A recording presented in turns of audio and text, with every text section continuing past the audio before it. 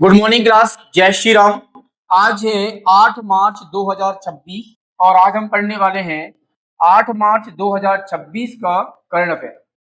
सबसे पहली बात तो दिमाग में इस बात को बिठा लो कि करंट अफेयर सभी एग्जाम में आता है और उसके अकॉर्डिंग आपको पढ़ना है। और इसके बाद ध्यान रखना है, नोट्स बनाते हुए आपको लिए पढ़ना है, ये आपको ध्यान रखना। नोट्स बनाते हुए पढ़ोगे आप ताकि एग्जाम टाइम में आप एक बार उसको अच्छे से देख सको, है ना। तो दिमाग में इस बात को बिठा के चलना है कि करंट अफेयर हमारे लिए सभी एग्जाम में आता है। और ये क्लास आपके लिए ध्यान रखना, मेरी क्लास जो आपकी होती है वो आपको करंट अफेयर के साथ साथ में उससे संबंधित जीएस भी मेरी क्लास में होता है, तो आपके लिए और ज्यादा पावरफुल रहती है। चलिए स्टार्ट करते हैं। तो पहला क्वेश्चन है, विश्व स्वास्थ्य दिवस कब मनाया गया? अभी हाल ही में विश्व स्वास्थ्य दिवस मनाया गया, तो वो कब मनाया जाता है? वो मनाया जाता है बेटा 7 अप्रैल। हर साल 7 अप्रैल को विश्व स्वास्थ्य दिवस मनाया जाता है, ये आपको ध्यान रखना है। और कब से मनाया जा रहा है बेटा? तो 1950 से। कब से?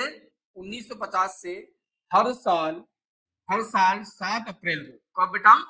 7 अप्रैल को विश्व स्वास्थ्य दिवस मनाया जाता है। विश्व स्वास्थ्य दिवस मनाया जाता है, ध्यान रखना है, ठीक है ना।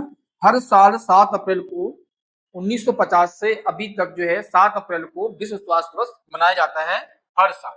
ध्यान रखना आपको, 7 अप्रैल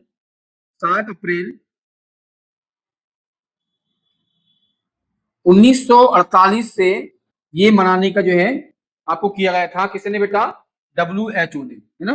WHO के द्वारा मनाया जाता है, ध्यान रखना। विश्व वर्ल्ड हेल्थ ऑर्गेनाइजेशन, क्या बोलते हैं बेटा? विश्व स्वास्थ्य संगठन बोलते हैं इसको। और W मतलब वर्ल्ड हेल्थ ऑर्गेनाइजेशन, ये आपको नाम भी याद रखना है, वर्ल्ड हेल्थ ऑर्गेनाइजेशन इसको बोलते हैं, है ना। और इसकी स्थापना हुई थी बेटा, ये ना, कब हुई थी इसकी स्थापना?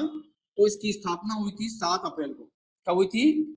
7 अप्रैल 1948 को वर्ल्ड हेल्थ ऑर्गेनाइजेशन की स्थापना हुई थी, मतलब विश्व स्वास्थ्य संगठन की स्थापना हुई थी, है ना।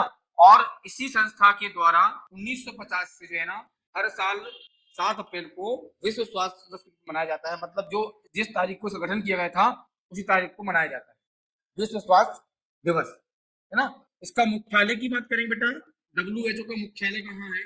तो इसका मुख्यालय है जेनेवा में। कहाँ पर है बेटा? जेनेवा में है, ध्यान रखना। जेनेवा स्विट्जरलैंड में है। कहाँ पर बेटा? जेनेवा स्विट्जरलैंड में है। इसके कुल सदस्य की बात करेंगे, तो 194 देश जो है इसके सदस्य हैं, ये आपको ध्यान रखना है। WHO की जो सदस्य हैं वो 194 देश हैं। इसका मुख्यालय जेनेवा स्विट्जरलैंड में है। और 7 अप्रैल 1948 की इसकी स्थापना हुई थी। और इसी के द्वारा 1950 से हर साल 7 अप्रैल को विश्व स्वास्थ्य दिवस मनाया जाता है, ये आपको ध्यान रखना है ना। और हर साल एक थीम होती है बेटा, क्या है? हर साल एक थीम के साथ में मनाया जाता है। तो 2026 की जो थीम है ना, वो थीम है बेटा टुगेदर फॉर हेल्थ, ठीक है ना। Together health together for health stand with science, ये 2026 की थीम है। थीम भी याद रखना बेटा, together for health stand with science, ये आपको ध्यान रखना है। ये आपकी 2026 की थीम है। थीम के साथ में आपको याद रखना है, हर साल विश्व स्वास्थ्य दिवस मनाया जाता है 7 अप्रैल को। 1950 से हर साल 7 अप्रैल को विश्व स्वास्थ्य दिवस मनाया जाता है। क्यों मनाया जाता है बेटा? 7 अप्रैल 1948 को WHO मतलब विश्व स्वास्थ्य संगठन की स्थापना हुई थी, इसीलिए 7 अप्रैल को विश्व स्वास्थ्य दिवस मनाया जाता है ना बेटा। WHO की स्थापना 1948 में हुई थी। इसका मुख्यालय जेनेवा स्विट्जरलैंड में है और कुछ सदस्य हैं 194। भाई हम बात करेंगे बेटा 2026 की विश्व स्वास्थ्य दिवस की जो जो थीम थी, वो थी together for health stand with science, ये आपको ध्यान रखना है। चलिए नेक्स्ट क्वेश्चन देखते हैं। हाल ही में किस हाईकोर्ट ने न्यायिक फैसले लेने के या फैसलों का मसौदा तैयार करने के लिए एआई पर रोक लगा दी? ये बहुत अच्छा काम हुआ है बेटा, ध्यान रखना। जो एआई है ना, एआई जो आपका है, ध्यान रखना, एआई सब जगह काम आता है। एआई जो आपका है सब जगह काम आएगा, लेकिन है ना जो न्यायिक मसौदे हैं और जो न्यायिक फैसले हैं वो एआई के द्वारा नहीं लिया जाए तो अच्छा है। ये आप जो है ना, ये हाई कोर्ट ने बहुत अच्छा फैसला लिया है। मैं भी ये मतलब इसके सपोर्ट में हूँ। क्यों? क्योंकि बेटा देखो, जो फैसले होते हैं है ना, वो व्यक्ति की जो अनुच्छेद 21 है, प्राण एवं दैहिक स्वतंत्रता और सम्मान से जीने का अधिकार, है ना, सम्मानजनक जीने का अधिकार, उसके अकॉर्डिंग फैसला लिए जाते हैं। क्योंकि संविधान के अनुच्छेद 21 में लिखा है कि व्यक्ति की गरिमा, व्यक्ति की जो प्राण है वो नियम मतलब नियम द्वारा बनाई गई प्रक्रिया या कानून द्वारा बनाई गई प्रक्रिया के अकॉर्डिंग उस पर हम हस्तक्षेप हो सकता है। उसके अधिकारों से या मौलिक अधिकारों से यदि उनसे वंचित किया जाता है किसी व्यक्ति को, तो कानून द्वारा ही किया जाता है ना। और कानून पर फैसले लेने का काम किसका होता है बेटा? हाई कोर्ट का होता है या कोर्ट का होता है ना।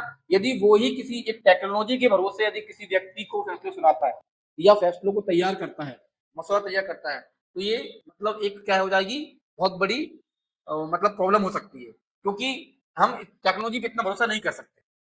क्लियर है? तो हाई कोर्ट ध्यान रखना, गुजरात हाई कोर्ट ने ये जो है आपका एक नीति बनाई है ना, एक नीति बनाई है। और वो नीति बनाई है बेटा अनुच्छेद 225, है ना, आर्टिकल 225 को पूरा लिख देता हूं मैं ना। अनुच्छेद अनुच्छेद 225 और अनुच्छेद 227, है ना, अनुच्छेद 227 के अनुसार बनाई है ना। और उन्होंने बोला कि इसके अनुसार जो है ना, एआई के द्वारा किसी भी फैसले के मसौदे को तैयार नहीं करना है और न्यायिक फैसले भी नहीं लेना है, ऐसी रोक लगा दी है नीति बनाकर, है ना बेटा, ध्यान रखना, है ना। और उन्होंने किसको सामने लिया बेटा? अनुच्छेद अनुच्छेद जो आपका 21 है, उसको जो है ना, उसके अकॉर्डिंग ये फैसला लिया है कि एआई को यहाँ पर इंटरफेयर ना किया जाए तो अच्छा ही है। क्लियर है बेटा? अनुच्छेद 21 बहुत पावरफुल है।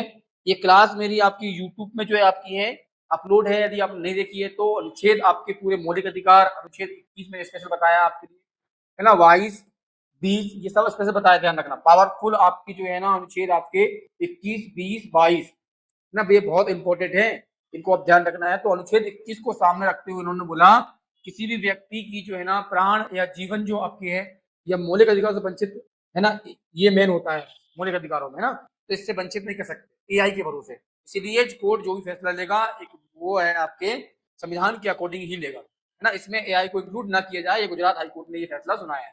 और आगे भी जो अपने और हाई कोर्ट है आपके, उनको भी ये फैसला जो है ना लेना चाहिए, है ना। एआई जो है ना इतना सर्वोपरि एक नई टेक्नोलॉजी पे इतना भरोसा नहीं कर सकते हम, ध्यान रखना, ठीक है। चलिए नेक्स्ट क्वेश्चन देखते हैं। हाल ही में कैम्पबेल विल्सन ने किस समूह के सीईओ के पद से इस्तीफा दिया है? अभी हाल ही में बेटा कैम्पबेल विल्सन, ये नाम आपको याद रखना है, इंपोर्टेंट है बेटा, है ना, ये इंपोर्टेंट है, ध्यान रखना। कैम्पबेल विल्सन जो आपका है, इन्होंने हाल ही में किस समूह के सीईओ से इस्तीफा दिया है? सीईओ की पद पर जो थे उन्होंने इस्तीफा दे दिया है। तो ये आपको ध्यान रखना है बेटा, एयर इंडिया समूह से उन्होंने क्या दिया बेटा? इस्तीफा दिया है। किसने दिया है इस्तीफा? ये दिया है आपका कैम्पबेल विल्सन ने। किसने दिया है? कैम्पबेल विल्सन एयर इंडिया के सीईओ के पद पर थे। कब से थे बेटा? जुलाई जुलाई 2022 से थे, 2022 से, ध्यान रखना, है ना, 2022 से ये आपके हैं इस पद पर थे, सीईओ के पद पर एयर इंडिया के, है ना। अभी हाल ही में उन्होंने इस्तीफा दे दिया है। इनका कार्यकाल बेटा 5 साल का था, 5 साल का कार्यकाल था, लेकिन उन्होंने 5 साल से पहले ही अपना इस्तीफा दे दिया है। किसने बेटा? कैम्पबेल विल्सन ने दे दिया है ना। ध्यान रखना, आपको जुलाई 2020 में ज्वाइनिंग हुई थी, इन्होंने इस्तीफा दे दिया है ना। ये आपको ध्यान रखना है एयर इंडिया से, क्लियर है। साथ ही में हम बात करेंगे बेटा इंडिगो के जो अभी सीईओ थे, उन्होंने भी इस्तीफा दिया है, ये भी आपको ध्यान रखना है। जो आपकी हमारे भारत की सबसे बड़ी एयरलाइंस कंपनी है इंडिगो, उसके सीईओ ने भी इस्तीफा दिया था। उनका नाम क्या था बेटा? Peter Albert. क्या था? पीटर एलबर्ट जो है, इन्होंने इस्तीफा दिया था, ये सीईओ थे, ठीक है ना, इन्होंने इस्तीफा दिया था, ध्यान रखना। और इनके स्थान पर ये सीईओ है वर्तमान में, ध्यान रखना, वर्तमान में तो कौन है बेटा? Willy Walls. कौन है बेटा? विली वॉल्स है। वर्तमान में इंडिगो की जो सीईओ नियुक्त किए गए हैं वो विली वॉल्स को चुना गया है।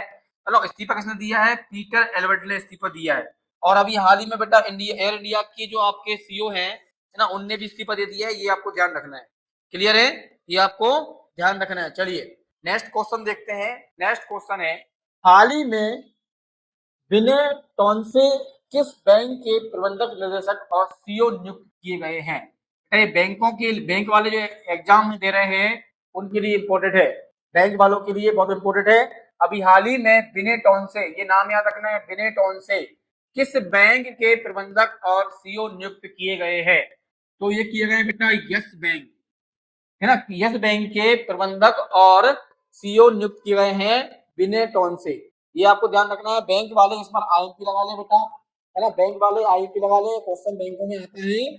तो यस बैंक के जो है आपके प्रबंधक निदेशक कौन नियुक्त किया है बेटा? बिनेटॉन से। यस बैंक की स्थापना की बात करेंगे बेटा, यस बैंक की स्थापना की बात करेंगे तो इसकी स्थापना हुई थी 2003 में। कब हुई थी? 2003 में। और 2004 से उन्होंने बेटा काम चालू कर दिया था, है ना। मतलब संचालन कब किया उसने? काम चालू किया 2004 से, और 2003 में इसकी स्थापना हुई थी। इसके मुख्यालय की बात करेंगे बेटा, है ना, मुख्यालय की बात करेंगे तो इसका मुख्यालय मुंबई में है। मुख्यालय कहाँ है बेटा? मुंबई में इसका मुख्यालय, ये आपको ध्यान रखना है, मुंबई में इसका मुख्यालय है यस बैंक का। क्लियर है? चलिए नेक्स्ट क्वेश्चन देखते हैं। हाल ही में भूमि संसाधन विभाग के सचिव किसे नियुक्त किया गया है? अभी हाल ही में भूमि संसाधन विभाग के सचिव के रूप में नियुक्त किया है नरेंद्र भूषण को। तो किया बेटा? नरेंद्र भूषण को भूमि संसाधन विभाग के सचिव के रूप में नियुक्त किया गया है। ये आपके लिए ध्यान रखना है। चलिए नेक्स्ट क्वेश्चन है। हाल ही में एवरेस्ट बेस कैंप तक साइकिल से पहुंचने वाली पहली भारतीय महिला कौन बनी? ठीक है ना। हमारी छोरियां भी किसी छोरे से कम नहीं है। ये देख लो बेटा, यहाँ पर हमारी छोरियां भी किसी छोरे से कम नहीं है। अभी हाल में बेटा भारत की बच्ची ने इतिहास रच दिया। क्या रच दिया बेटा? भारत का इतिहास रच दिया। भारत की पहली महिला बन गई है जो एवरेस्ट बेस कैंप तक साइकिल से पहुंच गई, है ना। कहां तक पहुंची बेटा? साइकिल से पहुंच गई, है ना। क्लियर है? ये आपको ध्यान रखना है। हाल ही में एवरेस्ट बेस जो कैंप है वहां तक साइकिल से पहुंचने वाली भारत की बच्ची ने इतिहास रचते हुए भारत की पहली महिला बन गई है। कहां से कहां तक बेटा? काठमांडू से। कहां से? काठमांडू से लेकर कहां तक? एवरेस्ट बेस कैंप तक। कहां पर बेटा? काठमांडू से लेकर एवरेस्ट बेस कैंप तक पहुंची है साइकिल से। यदि हम इसकी दूरी की बात करेंगे बेटा, दूरी कितनी है? 5364 मीटर दूर है, लगभग 5-5.5 किलोमीटर लगभग, है ना। ये आप देख सकते हो, लगभग 5.5 किलोमीटर दूरी है ना। ये मतलब इतनी दूरी पर पहुंचने वाली बच्ची ना एवरेस्ट बेस कैंप तक। ध्यान रखना बेटा, जहां पर ऑक्सीजन की मात्रा कम हो जाती है।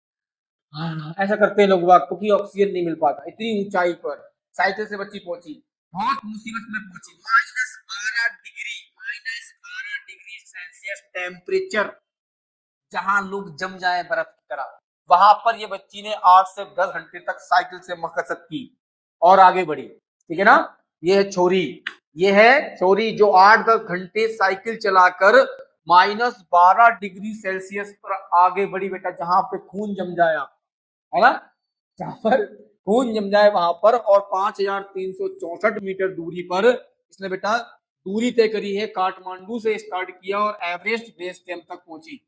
ये भारत की महिला बच्ची ने इतिहास रच दिया और भारत की पहली महिला बन गई जो एवरेस्ट बेस कैंप तक साइकिल से पहुंची। तो बच्ची का नाम है बेटा दिव्या सिंह। जब बच्ची का नाम क्या बेटा? इसका आंसर दिव्या सिंह। ये बेटा आईएमपी लगा लेना, ये सभी एग्जाम के लिए आईएमपी है। ये मेरा वादा है बेटा, सभी एग्जाम के लिए आईएमपी है। ये इतिहास है, ये अभी करंट अफेयर है, ये आगे चल के इतिहास बन जाएगा, क्योंकि ये पहली महिला है बेटा, ध्यान रखना, पहली महिला है, इतिहास बनने वाला है ये दिव्या सिंह। आंसर इसका है बेटा, ये उत्तर प्रदेश की रहने वाली है। किस राज्य की बेटा? उत्तर प्रदेश को। तो गर्व होना चाहिए इस बच्ची पर, इनाम दिया जाए इसे। उत्तर प्रदेश सरकार को इस, है ना, इनाम दिया जाए, है ना। उत्तर प्रदेश सरकार की जो है ना बेटा नींद थोड़ी लेट खुलेगी, तो पुरस्कार तो दिया जाएगा, थोड़ी लेट खुलेगी, तो इसको इनाम दिया जाए उत्तर प्रदेश सरकार को। इसकी उम्र की बात करें बेटा, 28 वर्ष की है बच्ची, है ना।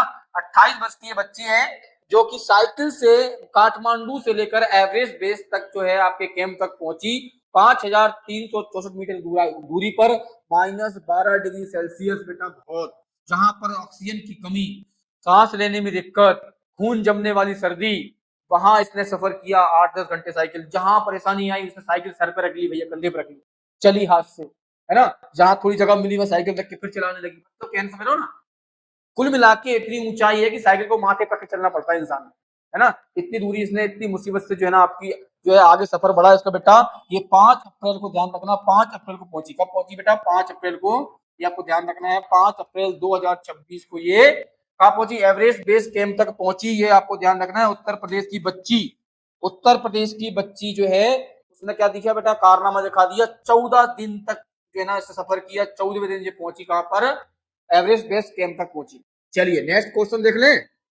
चलिए, हाल ही में भारत ने भूकंप बाढ़ पीड़ितों के लिए किस देश की सहायता के रूप में जो है सामग्री भेजी, है ना?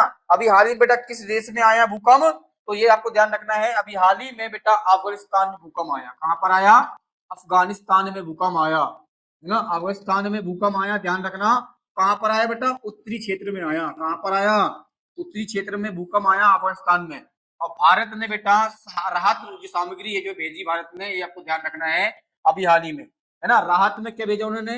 राहत सामग्री में जो भेजा, सामग्री में भेजा उन्होंने क्या बेटा? जैसे कि किचन सेट, किचन सेट होता है ना बेटा आपका, किचन सेट भेजा उन्होंने। और क्या भेजा बेटा? हाइजीन भेजा, हाइजीन किट भेजी, हाइजीन किट भेजी, है ना? प्लास्टिक, है ना? प्लास्टिक, प्लास्टिक सीट भेजी, है ना? जो दैनिक जीवन में जो उपयोग चीजें वो भेज दी, है ना? प्लास्टिक, तिरपाल भेज दी बेटा, तिरपाल, है ना? जिसका घर गिर वो तिरपाल डाल ले, अपनी घर पे छत डाल दे, है ना? छत मतलब तिरपाल छत बन जाती है भैया, समय खराब होता है, समय बड़ा बलवान होता है ना? जिस व्यक्ति के सर पे छत नहीं होती वो तिरपाल की छत बना लेता है ना? तो जिसका घर गिर गया उसको तिरपाल भेज दी भैया, तिरपाल ले लो आप। प्लास्टिक सीट भेज दी, है ना? प्लास्टिक की जो चादर वगैरह होती है ना प्लास्टिक वाली, ना, वो प्लास्टिक सीट भेज दी। किचन सेट भेजा, खाने पीने के जो सामान है, मान लो खराब दब गया, टूट गया, किसान काय में खाएगा? हाथ में रख खाएगा, है ना? किचन सेट भेज दिया, है ना? वहीं हम बोलो sleeping, sleeping bag, sleeping bag भेज दिया, स्लीपिंग बैग भेज दिया, है ना? तो ऐसा सामान जो दैनिक दिनचर्या में उपयोगी होता है, ऐसे सामान को भारत ने अफगानिस्तान भेजा, ताकि अफगानिस्तान के लोग जो है ना बेटा अपनी जिंदगी में जो परेशानी भोग रहे हैं, आपदा भोग रहे हैं, उनको सहायता मिल सके, है ना? ये अभी हाल ही में भारत ने किया, ये आपको ध्यान रखना है ना? तो ये अफगानिस्तान इसका आंसर बेटा, अफगानिस्तान को भेजा है भारत ने। और साथ ही बेटा अफगानिस्तान को ध्यान रखना, जब पाकिस्तान ने जब आक्रमण किया था, है ना, अफगानिस्तान पर, तब उन्होंने भारत ने जो है पीड़ित लोग जो वहां पर थे, है ना, उनके इलाज के लिए इमरजेंसी मेडिकल भेजी ना, क्या भेजी बेटा? इमरजेंसी, इमरजेंसी, है ना, मेडिकल सहायता भेजी, मेडिकल, मेडिकल सहायता भेजी, है ना? सहायता भी भेजी थी, ध्यान रखना अभी हाल ही में। कब? जब पाकिस्तान ने आक्रमण किया था। 2.5 टन दवाइयां भेजी थी, मेरा ध्यान रखना, 2.5 टन दवाइयां भेजी अफगानिस्तान में, ताकि भैया वहां के लोग जो है ना थोड़ा अपने आप को सुरक्षित महसूस कर सकें, है ना? अफगानिस्तान के सपोर्ट में भारत है कहीं ना कहीं। चलिए नेक्स्ट क्वेश्चन देखें। हाल ही में सांसद के रूप में शपथ लेकर किसने इतिहास रचा, जो भारत की पहली LGBTQ राज्यसभा संसद बनी? ध्यान रखना बेटा, ये भी इतिहास है आपका। ये क्वेश्चन आपका बहुत इंपोर्टेंट है, ये क्लास आपकी बहुत इंपोर्टेंट है बेटा। जिसने ये क्लास पूरी की है ना, वास्तव में आपको जो है ना एग्जाम में क्वेश्चन 100% देखने को मिलेगा, ये ध्यान रखना, 100% देखने को मिलेंगे इस क्लास के अंदर। बहुत ही ज्यादा क्वेश्चन है ना। तो हाल ही में सांसद के रूप में शपथ लेकर इतिहास रच दिया, जो भारत की पहले LGBTQ, LGBTQ का मतलब क्या होता है, ये आपको ध्यान रखना है बेटा। तो इसका मतलब होता है लेस्बियन, लेस्बियन गे, है ना? Lesbian gay, bisexual, bisexual, transgender, transgender और क्वीर, क्वीर इसका फुल फॉर्म क्या होता है बेटा? लेविशियन गे, बाइसेक्सुअल, ट्रांसजेंडर और बी क्वीर। इसका मतलब होता है बेटा एक ऐसा व्यक्ति जो आपकी ना पुरुषों में पहचान कर सके और ना ही महिलाओं में, है ना? मतलब वो बीच का व्यक्ति है, थर्ड थर्ड जेंडर बोल सकते हैं। ऐसा व्यक्ति, ऐसा प्राणी, ऐसा व्यक्ति जो मतलब है आपका ना वो मेन बोल सकता है और ना ही वो अपने आप को क्या बोल सकता है? स्त्री बोल सकता है ना? वो मतलब एक जो आपका थर्ड जेंडर के अकॉर्डिंग आता है गे के रूप में, और लेस्बियन, गे, बाइसेक्सुअल, ट्रांसजेंडर और क्वीर, है ना? ये आपका क्या है बेटा? ये एक बहुत ही ज्यादा है आपकी, है ना, ये बहुत ही ज्यादा क्रिटिकल कंडीशन होती है। और ऐसी पहली LGBTQ राज्यसभा सांसद बनने वाला है कौन व्यक्ति बेटा? मेनका गुरु स्वामी। मेनका गुरु स्वामी जो आपके हैं वो बेटा एक संवैधानिक वरिष्ठ वकील है। कौन है बेटा? एक संवैधानिक संवैधानिक एक वरिष्ठ वकील है बेटा, ध्यान रखना। एक सीनियर वकील है, वरिष्ठ वकील है, जिन्होंने कई बड़े बड़े केस लड़े बेटा। इन्होंने ध्यान रखना बेटा कौन कौन से केस लड़े हैं? LGBTQ और साथ ही में बेटा जो आपके हैं कौन कौन से लड़े हैं बेटा? साथ ही उन्होंने लड़े हैं, है ना, मतलब LGBTQ और अधिक इनके इनके इनके लिए ना, इनके लिए उन्होंने क्या बड़े बड़े केस लड़े हैं ना, इससे संबंधित आपके जेंडर जेंडर संबंधित जो केस है उन्होंने ये है ना सुप्रीम कोर्ट में लड़े हैं। सुप्रीम कोर्ट की वकील है बेटा, ध्यान रखना। कहाँ की है? सुप्रीम कोर्ट की एक संवैधानिक जो आपके वकील है ना। ये अभी हाल ही में तृणमूल पार्टी ने, किसने बेटा? तृणमूल पार्टी ने, तृणमूल पार्टी ने इसको जो है ना नामित किया। पार्टी ने इसको नामित किया, ध्यान रखना बेटा, नामित किया, नामित किया। और ये राज्यसभा में अपना है ना डायरेक्टली ओपन जो है ना इनको, ओपन जो है ना इनको चुना गया है, ओपनली चुना गया है, ध्यान रखना। ओपनली इनको नामित किया है मतलब चुना गया है, ये आपको ध्यान रखना है। इनका नाम है मेनका गुरुस्वामी। ये सुप्रीम कोर्ट की एक वरिष्ठ जो है वकील है, जिन्होंने जो है ना LGBTQ से संबंधित काफी बड़े बड़े केस इन्होंने लड़े हैं, है ना। इनको अभी हाल ही में तृणमूल पार्टी ने इनको जो है सांसद के रूप में नामित किया और उन्होंने शपथ ले ली बेटा 6 तारीख को। कब ली लेना? 6 अप्रैल को शपथ ली उन्होंने। 6 अप्रैल को इन्होंने शपथ ले ली, ध्यान रखना है। 6 अप्रैल को 2026 को उन्होंने क्या ले ली? शपथ ले ली, है ना। तो ये आपको ध्यान रखना है। ये का नाम है मेनका गुरुस्वामी। ये लेस्बियन, गे, बाइसेक्सुअल, ट्रांसजेंडर और क्यूर, है ना, क्यूर है। ये आपके पहले ऐसे व्यक्ति हैं जो सांसद में राज्यसभा में या लोक संसद में सांसद बने हैं, है ना, ये जेंडर के, है ना। और इसका मतलब होता है LGBTQ का ना वो व्यक्ति अपनी पहचान पुरुषों में कर सकता है और ना ही महिला में कर सकता है, ऐसा व्यक्ति। ठीक है बेटा, ये बहुत इंपॉर्टेंट है क्वेश्चन, ध्यान रखना है, बहुत इंपॉर्टेंट क्वेश्चन है। ये पहला व्यक्ति बन गए हैं, ये पहले व्यक्ति बन गए हैं, ये आपको ध्यान रखना है, पहले व्यक्ति बन गए हैं। चलिए नेक्स्ट क्वेश्चन देखते हैं। नेक्स्ट क्वेश्चन है बेटा, नेक्स्ट क्वेश्चन है, हाल ही में साइंटिस्ट अलेक्जेंडर लियोनोव का निधन हुआ है, ये किस देश के थे? है ना, अभी हाल ही में बेटा किसका निधन हुआ है? साइंटिस्ट अलेक्जेंडर लियोनोव का निधन हुआ है। इनका नाम याद रखना बेटा, ये बहुत इंपॉर्टेंट है, 100% क्वेश्चन आने वालों में से एक क्वेश्चन है आपका, ये मैं आपको वादा दे रहा हूं, है ना। हाल ही में साइंटिस्ट अलेक्जेंडर लियोनोव का निधन हुआ है, ये किस देश के थे? तो ये थे बेटा रूस के। कहाँ के थे? रूस के थे, ये आपको ध्यान रखना है, रूस के थे। और साथ ही में रूस की जो बेटा एक कंपनी है आपकी, कौन सी बेटा? Air space. कौन सी? Air space, air space company कौन सी है इनकी बेटा? तो इनकी एयर कंपनी है एनपीओ, एनपीओ माशिनो एस्ट्रो, माशिनो एस्ट्रो एनिया, है ना, मैं एनिया क्या है बेटा? एनपीओ माशिनो एस्ट्रो एनिया, है ना। ये इनकी एक क्या है कंपनी है बेटा, एयर स्पेस कंपनी है। इसके सीईओ थे बेटा, क्या थे इसके? सीईओ थे ये, है ना। कौन थे इसके सीईओ थे? साथ में बेटा मिसाइल डिजाइनर भी थे। क्या थे बेटा? मिसाइल डिजाइनर भी थे, ये आपको ध्यान रखना है। क्लियर है? ये आपके साइंटिस्ट अलेक्जेंडर लियोनोव जो है ना, रूस के एयरस्पेस कंपनी एनपीओ माइसिनो एस्ट्रोनिया की जो आपके हैं वो सीईओ भी थे और साथ में ही मिसाइल डिजाइनर भी थे। क्लियर है? अब ये इंपोर्टेंट क्यों है बेटा?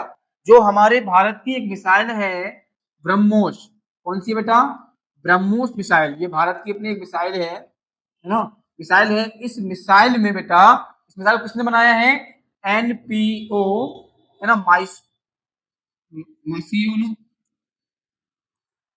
एनपीओ मशीनो एस्ट्रो एस्टोनिया, है ना, इसने और प्लस डीआरडीओ, डीआरडीओ ने मिलकर बनाई है। मतलब इनका ये है बेटा संयुक्त प्रोजेक्ट है, ये क्या है? संयुक्त प्रोजेक्ट है, ये आपको ध्यान रखना है।